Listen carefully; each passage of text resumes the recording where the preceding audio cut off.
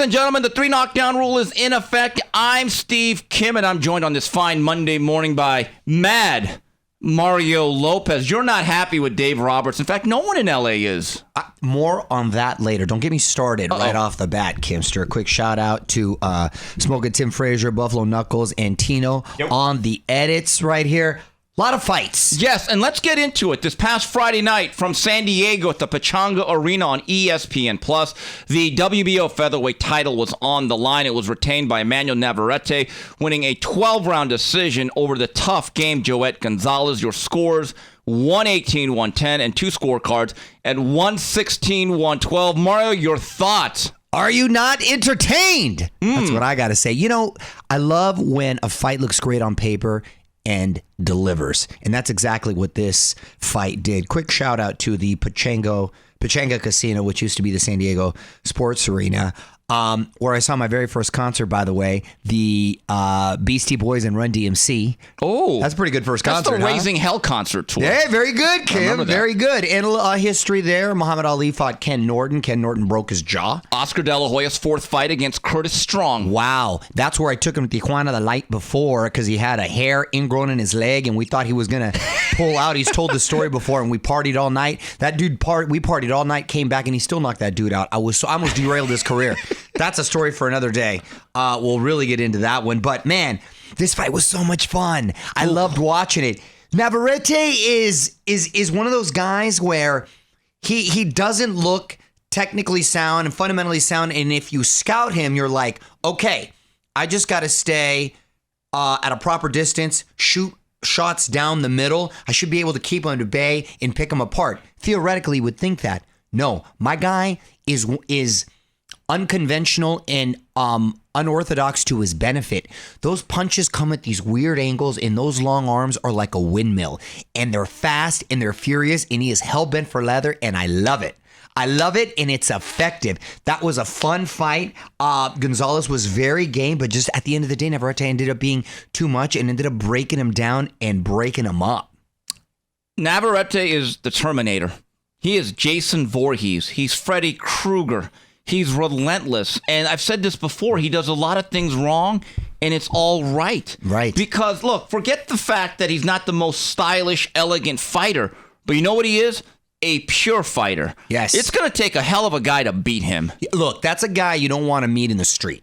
That's a guy we talked about some fighters that are born. That guy's just a born fighter. He just likes to throw and throw. And the fact that he can be effective at this level, the world-class level, and be a champion at that, he's so much fun. He's must-see TV. Yes, and for Joet Gonzalez, I want to give a tip of the sombrero. I think that effort would have beat a lot of men. Oh, absolutely. Not to discredit him. A big tip of the hat. And it kind of reminds me of Obakar. Remember, Obakar was this really good welterweight out of Kronk, and he was a world-class welterweight. The problem was every time it was a title shot, you're facing Trinidad, Corte, and De La Hoya. It's not easy to win a belt. And in his instance, he had to face a tricky, slick Shakur Stevenson, who we'll talk about later, and an absolute monster in Navarrete. And one of the factors about Navarrete that I love is that since the beginning of 2019, he's had 10 fights.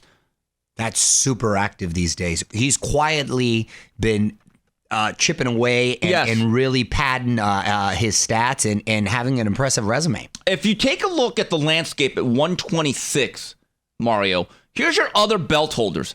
Gary Russell, Leo Santa Cruz, and Kid Galahad. Based on activity and performance, is it out of bounds to say that Navarrete right now is the best featherweight in the world? He's the one I'd want to see the most. Ah, interesting. And so to me, that makes him the most valuable. And I feel he's the one, if anyone in that division, can call the shots. As I was watching that, I was thinking, because he's a big kid, he seems, for that weight class. How do you think he does? He moves up to 130. Interesting you should say that, because our old friend Bob Arum is talking about, I'd like to match him with Oscar Valdez. What a fight. Oh. That's exactly what went through my mind. What a fight, huh? Because he looks like he can carry the frame. He looks like he can carry the weight on that frame. And I think he's the kind of guy that kills himself to make that weight because he's a big kid for that weight class. Who knows? Might even give him some stronger legs. Those hands might even get a little heavier. Who knows? It could go the other way, but it'd be fun to find out. The guy that beats Navarrete, I get the sense is going to have to be an above average puncher. Because a lot of guys have been able to touch him. They have not been able to hurt him. Like, Joanna was really good in saying, you know what, I'm going to take the play away. I'm going to initiate the action. I'm not going to be passive.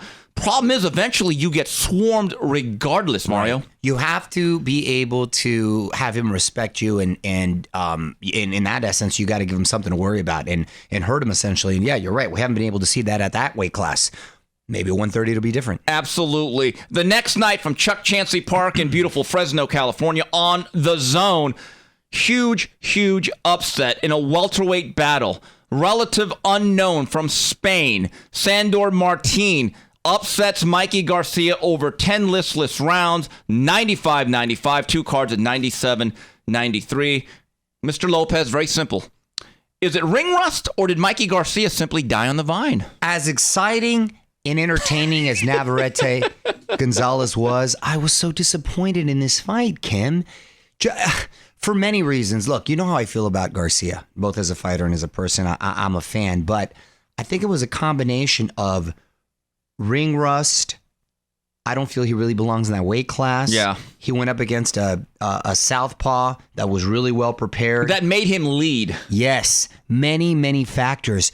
And it was a listless performance, and one where Mikey has to establish that jab to get those combinations off, and he just couldn't find his rhythm and wasn't really connecting with that jab, and it was just a lot of 1-2s. How many right hands did he miss? About 500 of them? Man, because usually he gauges, and no one closes distance on a 1-2 like Mikey. Right. I love the way he kind of paused that jab and then throws that 1-2 long, and he usually connects it, right? Then he'll start working the body, but he wasn't able to do it, and it didn't seem like he had a plan B.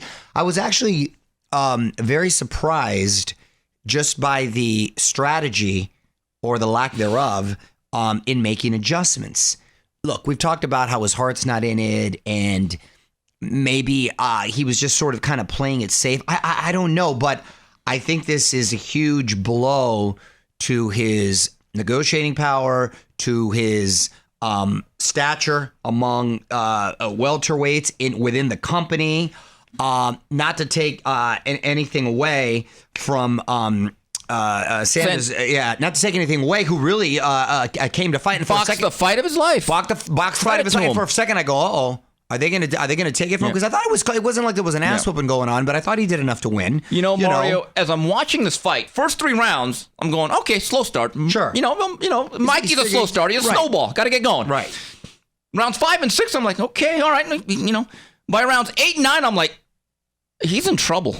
And you could hear the crowd. Yeah, exactly. No, because the crowd. He took the crowd out of it. The crowd was early. like, you could just see crowd like, what's going on here? What's going on here? Yeah, exactly. We're winning, this right? This is the movie we came to see. I mean, there weren't even fights breaking out in the crowd because everyone's just kind of like, uh-oh. Yeah. Uh-oh. This was not good. Taking I call this the LL Cool J performance. It was lethargic and laborious. And Mikey never made the adjustment of going with the left hook. Didn't know you felt about that. Felt like that about LL Cool J, but okay. Well, Cool Modid called him that. Let's go. So I'm just looking at this, and there was a repetitive nature to his attack. Everything was the jab or the jab, and the 2. Exactly. And Sandor Martin figured that out and kept slipping away, and I'm like, Mikey, you got to start digging some left hooks to the body. And he had some counter right hooks, too. He was very elusive. He seemed to have figured it out. And I was surprised by the lack of adjustments that Mikey was able to make. You know, where does he go from here, really? Because is it the road to perdition? We know his heart has always been, and he's been vocal about that. So it's going to be one of those careers where he looks back and, man, what could have been. Mario, right? here's the problem. But now listen, like you said, he's made a lot of money. He's made good investments. Okay, at the end of the day, it was a successful career, but it could have been Hall of Fame worthy. It should have been, and it's not. Yeah. It's not. He's 40-2, 33 knockouts. That's a hell of a record, though, Kim. 4 division champion. That's a hell of a record. That's a very impressive resume. But I've asked you this before. What is the definitive career-defining victory for Mikey? No, I agree with you. The problem is, look, let's take Mikey out of it. You look at any other fighter with that kind of resume, you're like, that's a super impressive, that's a borderline Hall of Fame resume, right? It's just because he showed so much talent and potential early that you thought the ceiling was so high. So for him not to attain it, you feel it was a letdown. No, but you're right. Are we judging him on a curve, though? No, we're judging him on a Hall of Fame type of resume. The bottom line is this. Did he make money? Yes. But I get the sense, and so do you, he left money on the table. That's exactly it. Yeah. I mean, people always talk about, well, he made so much money. Really? Are you counting the 2.5 years he didn't make money as he battled Top Rank? You got to imagine if he was active. Is it fair to estimate he probably left close to 40 million? Let's put it this way. If you had a couple, no, I'm talking about, forget the 2.5. I'm talking about the scope, the whole scope. Yes, scope. About 30 to 40, yes. 30 to 40 is fair, right? Especially like a pay-per-view with Pacquiao or something. What if he would have knocked out Pacquiao? Then he becomes a $10, $15 million fighter right off the bat. I think 40 is conservative. Mario, going back to the Mikey Garcia roadmap. 2018, he fought Lipinets and Easter, 2 solid victories. Then in 2019, the ill-fated experiment against Errol Spence. 2020, he only fought once against Jesse Vargas. Well, that's my point. See, and I thought, okay, look, I get the play with Spence, even though we kind of disagreed with that. Got paid well. It paid well, but at that point, boom, back down to lightweight, where he had more lucrative fights. Yes. And I thought it suited him physically better. So, again, because I'm a fan, it's more frustration. It's disappointing. It's more frustration. And I'm going to say this again. The best fighter on the card that I saw in Fresno was 21-year-old Bam Rodriguez, who stopped Jose Alejandro Burgos. Look for him to get a title shot at 108 soon. This kid, and along with Boots Ennis, I believe, are top of the line. Him, Virgil Ortiz. When I say who's the future of the sport, Bam is special. He's got a lot of special qualities. Great name, too. Yes. This Saturday, you're in good hands at the State Farm Arena in Atlanta, Georgia, on ESPN for the WBO Junior Lightweight title of the world. The gentleman, Jamelle Herring, takes on Shakur Stevenson. Mario, here's what's interesting about this fight. Ring Magazine has Herring number 1, Shakur Stevenson at number 5, but I've been told that Stevenson's about a 10-1 favorite. That seems a little bit heavy, doesn't it? That is heavy. I could see maybe 2-1, 3-1. I was thinking 4, maybe 4. Man, that's even generous. 10? 10. That almost seems disrespectful. If I was a betting man. Yeah, a couple shekels over here. You know what I mean? That doesn't seem to... Look, I think I mentioned last week that I sat right by Herring at the Fury fight. He seems calm, cool, collected, composed, in really good shape. And he feels very confident about the way he's going to approach this fight. I think the stack is, or I think the deck is stacked against him in the sense that they're really positioning this kid. He's going to have to be very impressive in the rounds to win these sort of close rounds. But if he gets in there and makes it ugly in his fight, I don't think it's too out of, I think 10-1 is way, it's inappropriate. Jamelle Herring flat out admitted to me, I spoke to him for a column I'm going to write for snack.com later this week. He said, Steve, I know I have to be the fighter. Yeah. We're both southpaws. We both think we're technically sound. But Steve, I know if the deck is stacked, I got to be the aggressor. I'm the bigger guy. I'm excited to see it because Jamelle Herring, in many respects, is fighting for respect. And quite frankly, I find some of the stuff Shakur Stevenson has said about Herring to be downright disrespectful. Oh, he's going to retire him. And he's a cornball. Why? Because he doesn't break the law? And he's a gentleman? Yeah, and he's a gentleman. He was in our service? Yes, let me just say this about Jamelle Herring. If he's the type of guy, if him and his family moved in next door, you'd be like, oh, great. Yeah. We got great neighbors. Solid individual. Yes. Really like and so him. Shakur is a guy that's been almost fast-tracked to stardom. I want to see how this event draws. Tim Bradley flat out said it on the ESPN broadcast. He ain't Tank Davis. He's not drawing that well yet. We'll see. And for Shakur Stevenson, he has to understand one thing. His last fight against Nakatila nearly put everyone to sleep. Well, that's a very good point. And there's winning, of course, but then there's how you win and style. It matters. It does matter. If you want to build a star, if you want to build your own brand, then when you get these sort of opportunities to be on platforms like this, you got to deliver. Yeah, and I like the way Jamelle Herring just flat out established himself as the dominant physical force against Carl Frampton on neutral setting where he was really the B-side, but he said, you know what, I'm going to act like the bigger guy, the younger guy, I'm going to stamp something here. Comes in with a lot of confidence. Jamelle Herring has great personal and professional character. No, exactly. So I'm not counting him out. No, absolutely not. Mario, disappointing news came over the newswire on Friday. Buzzkill Central here. Ryan Garcia, was announced by Golden Boy Promotions, will undergo surgery on his right wrist.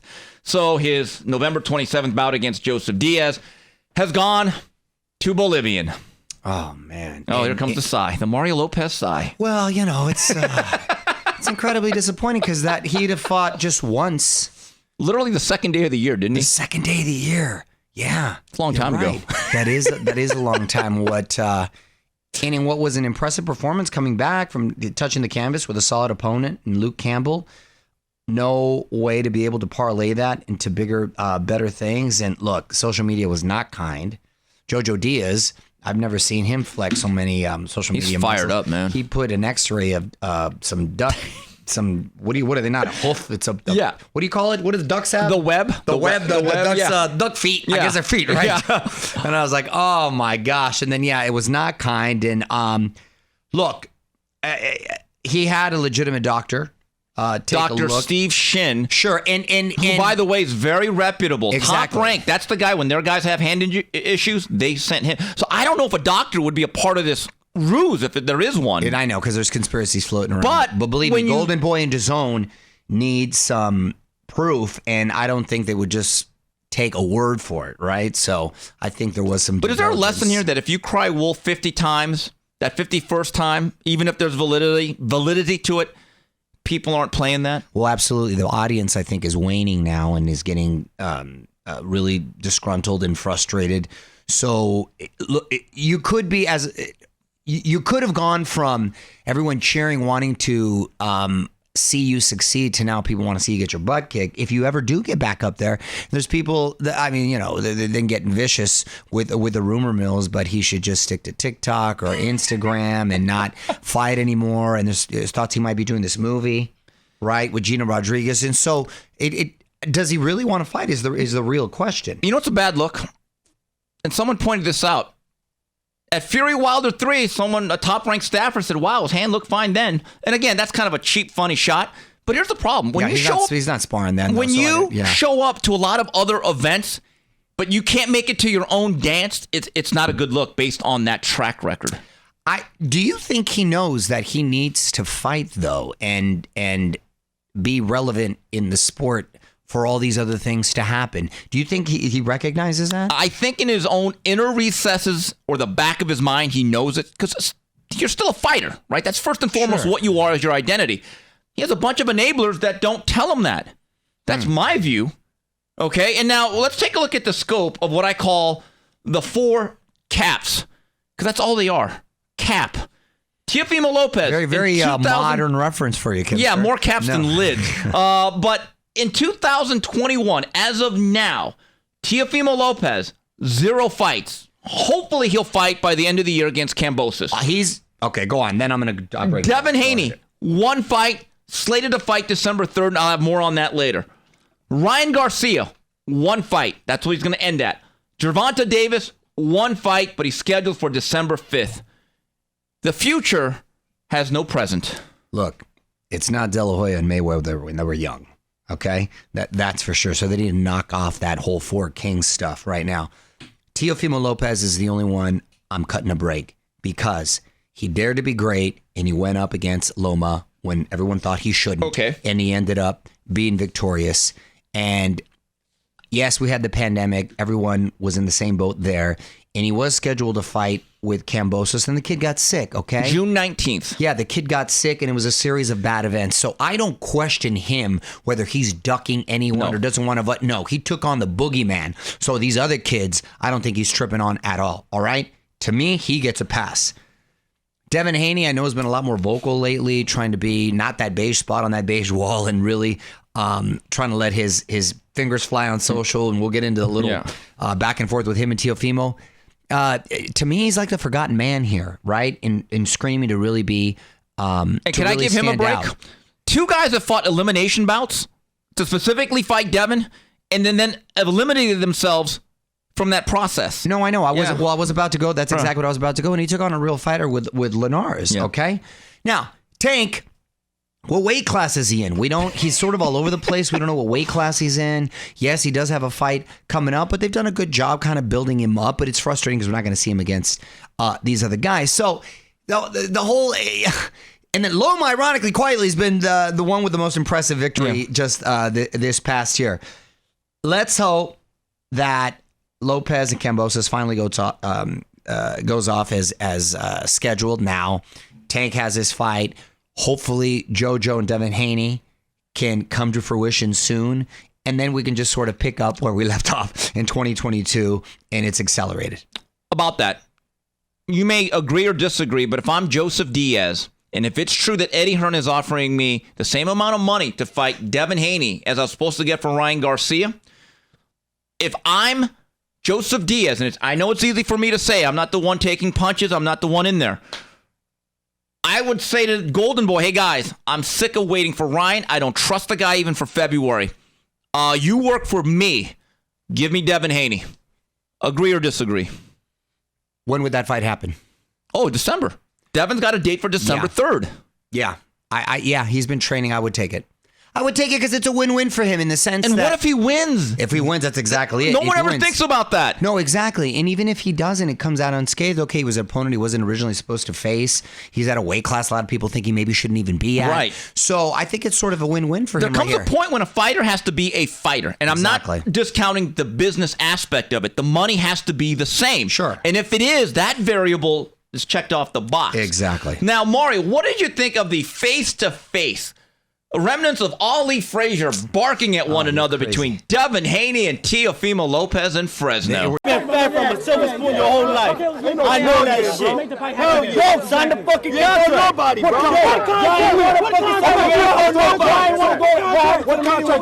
happened to meeting with Bobby? What happened to meeting with Bobby? They were letting that go, huh? The cameras were loving that. And who benefited from that? DAZN, ESPN? Can that fight possibly happen? That's the first thing that went through my mind. Is there too many politics? You know what went through my mind? Remember when Terrence Crawford and Errol Spence were in each other's grills in Oklahoma City? Oh, no. You know that was 3 years ago, right? I know. Have they ever fought? I don't want to hear that. Well, okay, if we're going to break down the verbal scrap there, I give it a 10-8 round to Teofimo. Ooh. Whenever Devin Haney said, yeah, but I got more followers, he lost me there. But Teofimo came back with, yeah, but I got more belts. Right. And so more victories that matter. One is a practical, realistic point. The other one is all make believe. But here's the problem with what Devin Haney said. Generational. And I want to put this in context. Teo said you're not relevant, and that's why Devin came up with the reply. However, here's the problem. So anytime you talk to Ryan Garcia could tell everybody, well, I have more followers. So what does it really mean? Well, exactly. Does that transfer over to people that will buy a pay-per-view? Because we don't know how. Well, that's my point. We don't know, and until that happens, those are real quote followers. And the other and that's thing where is, it matters. Who knows? A lot of them could be bots. A lot of them could be little. You know what I mean? You could buy followers. Well, that's what I'm saying. That's what they're called, bots. BOTS. Yeah. Come on, Kim. The other thing. Oh, okay. Well, because I've never done it before. Maybe you have. Anyway. No, mine are well, by the way, or bot. BOUGHT. Yes. I'd ask people, who do you think's a better, more accomplished, respected actor? And there's no disrespect to anybody. Denzel Washington or Ashton Kutcher? Okay, but who has more followers? So let's start going on. We need a little substance to this whole debate here. Let's hope they fight at 140. Do I think it's going to happen at 135 within the next year? No, because I'm a realist. But by the way, as that weight class, then I really favor Lopez. Yeah, so do I. Because what's in the lower body in the trunk, I think, matters. Before we finish off this segment here, congratulations to a couple of friends of ours of the 3 Knockdown rule on Triller. Doug Fisher and Roberto Diaz were inducted into the West Coast Boxing Hall of Fame. Well-deserved. Yes, well-deserved. Couple of great guys. Really know the sport, and they're really cool guys outside of the sport. So happy for them. Just a matter of time before you're in there, Kimster. I don't know. I don't know if I'd want to be part of a Hall of Fame that have me in it. I don't know. But anyway, we'll be back. The 3 Knockdown rule on Triller. We return with Ask Mario and Final Flurries. And we're back on the 3 Knockdown rule on Triller. Steve Kim, Mario Lopez. Let's go to the Ask Mario segment of the program. Here's one from the only Sanch. Ask that Mexican spin doctor, Mario Lopez, when is Golden Boy Promotions going to decide that low-maintenance Virgil Ortiz is the flagship fighter on the roster over Ryan Garcia, and his career takes precedence? One man actually wants to be a fighter. The other wants to be an influencer. Strong words. Well, that's been the sentiment a lot lately on social media. I think they've done right by Virgil. They're keeping him busy. They know he's a serious guy. And if I'm Virgil, I don't think I'm complaining about the way I'm being handled right now. Here's the issue. Next time Virgil shows up, I don't care what Oscar has going on. He better show up to that fight. And in my view, I don't know what they're saying internally, but I've told this to people at Golden Boy. You can't count on one guy, and the other guy's Mr. Reliable. And I don't want to hear, well, we might push off Virgil's next fight till next year. No. You have an opening now. Let's make Virgil November 27th. Why not? No, I agree. And I think the plan next year should Terrence Crawford be victorious. They'd love to see, they'd love to try to make that fight with Crawford end of next year. You like that? I like that fight. I like that fight. We shall make no wine before it's time. Exactly. It's like the Paul Masson, or was it Ernest and Gallo? That's a star-making fight should he be victorious. Clay Stevenson. Hey, Mario, what does the future hold for Golden Boy Promotions in 2022? Is Oscar optimistic? Yeah, I think they remain very optimistic. Guys like Virgil and Jaime Munguia, who they've got a big fight coming up with Gabriel Rosado. They've got a lot of young guys that they're focused on, and I think now that the peak of the pandemic is starting to wane, and I think they're going to have more dates open up, and then the deal with DAZN is coming to a close too. So it's going to be interesting to see if they can still. They got to secure a platform, right? That's or key. Or if you can date a couple. See, I don't like when they're just limited to one, too. Yes. Because if you can carve out some sort of deal and have some dates on ESPN, some dates on DAZN, that would be easier to make some of these... Polygamous programming. Polygamous programming is healthy, and you can also make these big events. Yes. One thing with Golden Boy, they have to have some consistency. I know they're behind on some contracts. They haven't had a lot of shows. But once they get a contract... I'd like to see them go back to a developmental series like at Belasco Theater. That produced a lot of good fighters. Yeah, I agree. Here's one from Just Matt 24. Should Anthony Joshua train with Eddie Reynoso? Now, Mario, pictures surfaced that Mr. Joshua visited the gym in San Diego. I'm also told that he visited Virgil Hunter in the Bay Area. It's clear Joshua going into that Usyk rematch is going to have a new trainer. I give him credit because he's not just standing still here. Listen, and I don't think we mentioned this in the last show. The Cuban heavyweight. Frank Sanchez. You like him. You like him. I really liked him. He looked slick. The way he was moving. Good athlete. Very athletic. Punch selection was smart. He could fight. He's a product of Reynoso. And the fighters that have gone over there have really sharpened their skills. And I think their confidence has skyrocketed too. And that's what I think Joshua needs. However... We got Andy Ruiz over there in the same camp, which could be kind of interesting. My guy really went deep on the ink, by the way. He's got more ink on him than the LA Times. My God. He got tats on the ass. All the way on the cheek. That was aggressive. Not just near like the navel area or the hip. No, he went to the buns. He went in. He's looking like one of the dudes on Apocalypto with all the ink right there. I saw him at the Fury fight, him and his cute son right there. But I don't know why they couldn't coexist there. But I think he needs something where the confidence is high. It brings out that sort of warrior spirit. He needs to get that mojo back. That wouldn't be a bad spot for him. No, I don't disagree. Here's one from Edward Anderson. As awkward as he is, will Navarrete ever get respect as an elite fighter? He just fought 3 guys back to back to back in their athletic primes with great records, 68-3, who many thought posed style problems. Not many guys go out there going into this tough fight right now.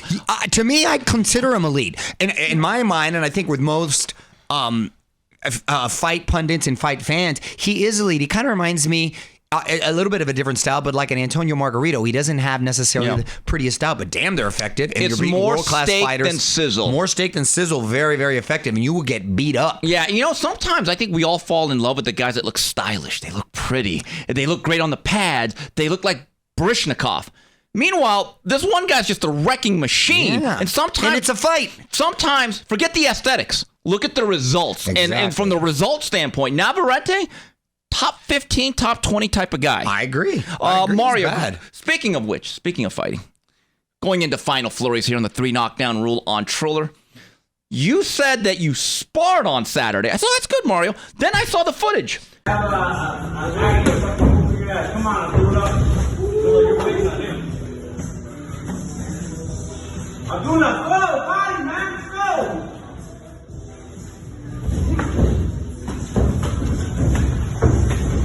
Oh, yeah. I'm gonna tell you right now, Lopez. That ain't sparring. That's brawling with headgear. Good grief. First of all, I didn't know somebody was shooting. Shout out to my boy Ricky Funes and 10 Goose Boxing over there. I went over there. Thought I was going to get some light work in. Light, huh? And it was a nice kid. But, these guys say they're going to go, quote, light, and they start kind of lighting up. I'm trying to light you up with these heavy hands, and I just try to match the intensity. Took over. Oh, my God. Man, I'm too old to be doing this, man. I'm 48 years old, and I'm still feeling like a little wore out because of it right now. I'm like, ooh, that's why I'm looking like I went a few rounds this morning. But, that was fun. You do feel alive, but then you start feeling it. I got to start tampering that down. I should be playing golf at my age. But you still feel alive. Every time Mario says, when I'm at the gym with Mario, hey, Kim, we'll just go light. I go, I've seen your light. Oh, shut up. It ain't that light. I match the other intensity, Kim. I match the other person's intensity, but that was a lot of fun. By the way, measure that. You were feeling a little tired, but then all Dodger fans late last night, I'm watching the football game, but I'm looking at my timeline. Dave Roberts. Okay, the guy has a lot of playoffs under his belt. He has a World Series title to his credit. And 3 appearances. But is he a good manager?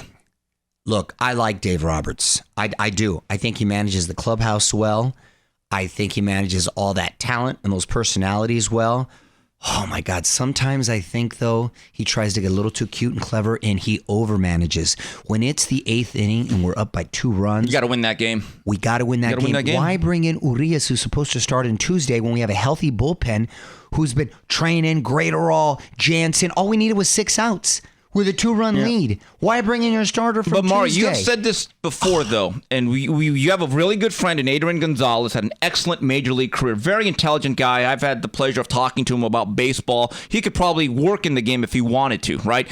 And he has told you and I, guys, don't blame the managers. This is from upstairs, the analytics people. Yep, coming from So how much blame does he really get then? No, I know. He's just sort of the scapegoat. But, man, when you start overthinking it, look, we came back last year 3-1 from the Braves, but it's do or die now. Because we should, they won on a leadoff in the first game. We should have had that second one. But now there's no room for error. Yeah, now you got to win. You think we can do it still? Yeah, well, look, if you can come back from 3-1, see, now in a 2-0 situation, that game 3 is the whole series. Yeah, because really, outside of the 2004 Red Sox, no one's ever come back from 3-0. And that's a weird time. They're playing at 2 p.m. Yeah. Actually, I had tickets, but I can't go now. I didn't know 2 p.m. That's I didn't know killing they me. still had afternoon playoff games. Who can go? Does nobody? Well, nobody works in L.A. Yeah. So here in L.A. it can go. Nobody works. Oh, Mario, National Football League notes. For the first time, we love Justin Big Boy Herbert. Oh, yeah. He struggled. He looked shook yesterday for the first time in his career. Yeah, look, not any excuses. Baltimore came to play, cruising over there all the way to Baltimore. Early morning game. Those are tough. Early morning game. Those were tough. Look, they're all going to be tough. It's a week-to-week basis. Hopefully, I think he's a strong-minded kid, though. And I think they're going to be fine still. They're 4-2, okay? And we still got a lot of season left. I'm not giving up yet. Right now, the MVP race, I think, is 2 guys. I think Lamar Jackson and half Korean Kyler Murray. I think those are the 2 best quarterbacks. Kyler Murray's half Korean? He's got Korean blood, yes, on his mother's right? side. Shout out to he's the Gennady Golovkin of quarterbacks. So very, very, very proud of him in our community. Right on. Mario, how good or bad or scary was Halloween Horror Nights? Spent your Saturday night there, right? Yeah, right here at Universal where we do the show. Dude, they go next level. They go all year to create those haunted houses. Oh, my goodness. God, the average wait was like 95 to 105 minutes. For those, oh my God, and they're next level. Not for Mario, he gets a pass. Well, I work at the thing. I should get some right there, but work. But no, we have a lot of tequila flowing prior. Jabberwocky's put on a good show, but now I'm at the point where my daughter's been hitting me up, and I still think it's too scary for her. She just turned 11, but next year maybe. So I'm gonna get a kick out of her and her friends. I said, I'm okay. I'm gonna bring you and we'll see how you act. What are your weekend plans coming up here? This weekend I'm gonna be at the Mohegan Sun in Connecticut. Got to do a quick little event over there. It's not quick to get there. You got to fly into Boston, then you drive like another hour and a half. I've been there. But yeah, you've been there. Big fight history there at the Mohegan Sun. Didn't James Toney fight Vasily Jarov? Yes, he did. And I think that was a hell of a fight. And that area with the Foxwoods, they had a lot of fights there. Gaddy Ward took place there. That's my weekend. I'll be watching the fights though. Then there's a good UFC fight with Paulo Costa and Martin Vittori, who trains out of Brick House Boxing Club out there. Shout out to Julian Chua, who trains and David Sue. That's right. And David Sue, that's right. Good dude. All those guys are cool over there. That happens to be Zurdo's gym. So, yeah, that's my weekend coming up. Yeah, and I'll be going to Miami. I got rooked into going to the Miami game against NC State. And Dude, you got to get a team that's more local. You couldn't be further. How about one that's better? And people say, Steve, people say, Steve, do you still want to go? And I said, yes, because I want to be there in person to boo Manny Diaz. Wow. I just want to make this note.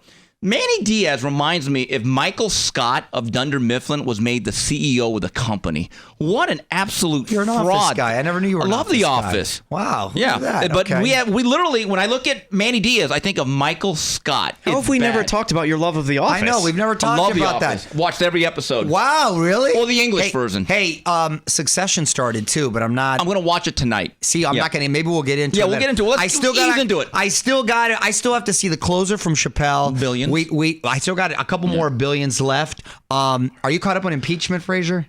You didn't see it last night? I did. Well, there wasn't one last night. Oh, no, it was on my DVR. Last week. Last week, it was on my DVR. I did not see the one on your DVR. Actually, no, I did because I saw it last week. Yeah. Yeah, it was. Caught up. I like it. It's like intense. Yeah, and kind of you got to see it because it was our era. We lived it. No, I think it's pretty good. All right. Well, anyway, safe travels to you. Thank you, sir. And I'll see you next week. So that's it for the 3 Knockdown Rule on Triller. On behalf of Mario Lopez, Smokin' Tim Frazier, Justin Buffalo, Knuckles, and Tino, this is Steve Kim saying goodbye, everybody.